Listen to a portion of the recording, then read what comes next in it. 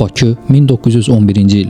İyulun yandırıcı istisi təkcə şəhəri deyil, həm də həssas bir qəlbi Mirzə Ələkbər Sabirin yorğun, amma heç vaxt təslim olmayan ruhunu əridirdi.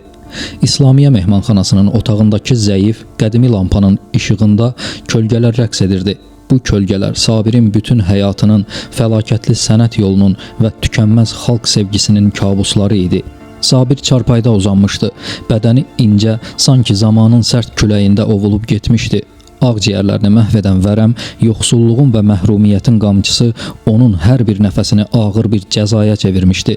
O sadəcə xəstə deyildi. O illərlə çəkdiyi mənəvi işgəncələrin və xalqının cəhalətdən xilas olmaması narahatlığının cismani təcəssümü idi. Bir anlıq gözlərini açıb tavana baxdı. Məhz o an ürəyinin dərinliyindən gələn kimsənin eşitmədiyi daxili bir qışqırıq yüksəldi. Ölməyimə sevinirəm, çünki bu dünyanın mənasız cəfasından xilas oluram. Artıq mənəvi əzablarımdan qurtuluram. Zaten məni bu günə salan da həmin mənəvi əzablardır. Bu cümlələr intihar etmək istəyən və məyus bir insanın sözləri deyildi. Bu, ömrünü xalqının vicdanını oyatmağa həsr etmiş, lakin əvəzində kədər və laqeydlikdən başqa heç nə görməmiş bir dahinin fəryadı idi. Bədəninin əriməsinə, ürəyinin şişməsinə acımırdı. Bədən nə idi ki? Bir zindan, əsl dəhşət nigaranlıq idi. Millətdən nigaran getmək. Budur, Sabirin son dəhşətli işgəncəsi. O, xalqını hər an düşünürdü, qaranlıqda, cəhalət yuxusunda yatan kütləni. Mən nə bədənimin əriməsinə, nə də ürəyimin şişməsinə acımıram. Mən nigaranlığıma acıyıram. Millətdən nigaran gedirəm. Bu nigaranlıq onun son şeiri, ən ağır misrası idi. O bilirdi ki, onun əbədi misrası qalacaq. Amma görəsən xalqı o misraların daşıdığı yükü anlayacaqmı? Gecikmiş oyanış fəlakətli taleyləri xilas edə biləcəkmi?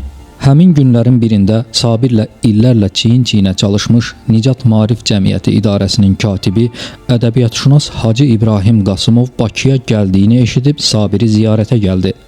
Qasımovun xatirəsi bu son görüşün dramatizmini bütün çılpaqlığı ilə ortaya qoyur. Qasımov otağa daxil olanda Sabirin görkəmi onu dəhşətə saldı. Bu tanıdığı Sabir deyildi. Sabir o qədər dəyişmiş, arıqlamış və saralmışdı ki, onu təsvir etmək çətindir. Bu, ölümün qapısını döyən, həyat enerjisi tamamilə tükənmiş bir kölgə idi. Hacı İbrahimin boğazı qurudu, gözlərinin yaşını güclə saxladı ki, Sabir onun pərişanlığını hiss edib narahat olmasın. Sabir mədəni bir hərəkətlə ona yer göstərdi. Sakit, amma zəif bir səslə əhvalını soruşdu. Sanki xəstə olan o deyil, Qasımov idi. Sənətkarın bu qürurlu təmkinliyi Qasımova daha çox əzab verdi. Nəhayət Hacı İbrahim şairin ağır maddi vəziyyətini bilərək ürəyindəki acı yükü dilləndirdi. Sabir, müsaadənizlə sizə bir təklifim vardır. Sizin şübhəsiz maddi vəziyyətiniz ağırdır. Əgər icazə versəydiniz, nəşr etməkdə olduğum məlumat qəzetində sizin nəfinizə bir iyanə siyahısı açardım. Bu, dövrün ənənəvi, xeyirxah bir təklifi idi. Lakin Sabirin cavabı cəmiyyətin ikiyüzlülüyünə və laqeydliyinə ən ağır zərbə oldu. Sabir gülümsündü.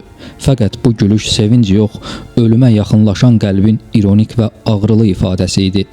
Qasımov bu gülüşü heç vaxt unutmadı. O, olduqca dərin və ağır bir gülüş idi, deyirdi. Bu gülüşdə illərlə çəkilən zəhmətin, minlərlə misranın, qəzəbin və ümidsizliyin kədəri gizlənmişdi. Dərin bir qüssə içində Sabir dedi: "Hacı, siyahı açmağa qətiyyən mücadilə etmərəm. Onsuz da mən son günlərimi keçirirəm. Yalnız qəzetdə belə yazarsan." Sabir deyirdi ki, mən vücudumda olan ətimi xalqımın yolunda çürütdüm. Əgər ömür vəfa etsəydi, sümüklərimi də xalqımın yolunda qoyardım. Fəqət nə çarə, ölüm aman vermir. Bu cavab təkcə bir imtina cavabı deyildi. Bu, Sabirin epik və kədərli vəsiyyəti idi. O, yoxsulluqdan yığılan iyaniyə ehtiyac duymurdu. Onun ehtiyacı olan yeganə şey xalqının oyanması idi. Bədənini, ətini bu ideal uğrunda qurban vermişdi. O sadəcə bir şair deyil, xalqının səfaləti ilə birlikdə əriyən bir şəhid idi. Hacı İbrahim Qasımov bu sözlərin ağırlığı altında əzildi. Bu onsuz da son görüş oldu. Sabir iyaniyə yox, yad edilməyə, xatırlanmağa ehtiyac duyurdu. Amma xatırlanmağı da maddiyatla deyil, mənəvi borcla istəyirdi. Onun istədiyi yeganə xeyirxahlıq çürütdüyü ətin səbəbini, xalqının cəhalətlə mübarizəsini qəzetdə elan etmək idi. 1911-ci il iyulun 12-sində Sabirin 49 yaşı olduğu bir vaxtda Abbas Səhhətdən Hacı İbrahim Qasımova qısa, dəhşətli bir telegram gəldi. Sabir vəfat etdi. Şamaxıda 7 Günbəz qəbirstanlığında dəfn edilən Sabir həyatda tapa bilmədiyi sükunətə qovuşdu. O, fiziki əzabdan, maddi yoxsulluqdan xilas oldu. Amma onun son cümləsi "Millətdən nigaran gedirəm" Azərbaycan ədəbiyyatının ən ağrılı misrası olaraq qaldı. Sabir təkcə sözü yox, öz xalqını da nəzmə çəkmişdi və o ömrünü o nəzmin son və ən ağır misrasını, nigaranlığı yaşayaraq bitirdi. Onun ölümü bir cəza deyil, mənasız cəfadan xilas olmaq idi. Lakin bu xilas arxasında qalan bir millətin cəhalət yuxusunun qorxulu kabusunu oyada biləcək bir fəryad idi. Həqiqət budur ki, o ölməyinə sevindi, amma nigaranlığı əbədi yaşayır. O vəfat edəndən sonra yaxın dostu Abbas Səhhət qərara gəlir ki, Sabirin şeirlərini toplayıb kitab şəklində nəşr etdirsin. Çünki Sabir çox yazsa da sağlığında kitabı çap olunmamışdı və o öz kitabını görmədən dünyadan köçmüşdü. Abbas Səhhət qəzetlərdə elan verir: "Ay cəmaat, gəlin yardım edin, Mirzə Ələkbər Sabirin kitabını çap etdirək." Toplanan vəsait cəmi 26 rubl olur. Bu məbləğin 5 rublunu Nəcəf bəy Vəzirovun qızı göndərir. Qalan hissəni isə Sabirin şagirdləri 3-5 qəpik yığaraq təmin edirlər. Həmin ilin yayında Azərbaycanlı və erməni qadınları Dilicanda istirahətdə olarkən Sabirin kitabı ilə bağlı elana rast gəlirlər. Qərara gəlirlər ki, nəşrə yardım etsinlər. Onları bu addıma vadar edən məqamlardan biri Sabirin Qorxuram şeirindəki məşhur "Harda müsəlman görürəm qorxuram" misrası olur. Qadınlar bir yığıncaq təşkil edir və yığılan vəsaiti kitabın çapına göndərirlər. Beləliklə, Mirzə Ələkbər Sabirin ilk kitabı Hop-Hopnamə nəşr olunur. Kitabın ilk nəşrinin ön sözündə onun kimlərin maddi dəstəyi ilə çap edildiyi də qeyd edilir. Bu hadisələr fonunda Həsən bəy Zərdabi Müsəlman Xeyriyyə Cəmiyyəti yaratmaq qərarına gəlir. O dövrdə erməni xeyriyyə cəmiyyətləri fəaliyyət göstərsə də Azərbaycanlıların belə bir təşkilatı yox idi. Zərdabi Bakı gimnaziyasında dərs deyirdi və görürdü ki, 120 şagirddən cəmi 11-i Azərbaycanlıdır. Onun məqsədi oxumaq istəyən kasıb Azərbaycanlı uşaqlarına dəstək olmaq idi.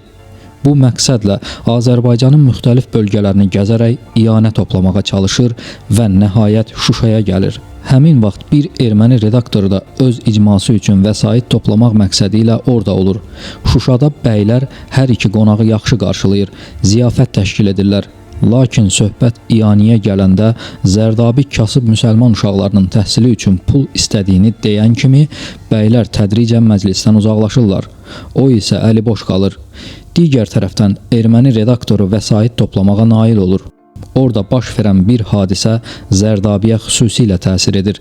Yaşı 70-i keçmiş Mıkırtıç adlı bir erməni kişi ömrünü eşşəklə su daşıyıb satmaqla keçirən sadə bir zəhmətkeş redaktora yaxınlaşıb deyir: "Mən qoca kişiyəm, kimsəm yoxdur. Oxumaq istəyən bütün erməni uşaqlarını öz balam sayıram. Alın bu pulu, onları oxudun." Bunu deyərək 980 rubl Nikolay pulu təqdim edir. Bu hadisə Zərdabini dərindən sarsıdır.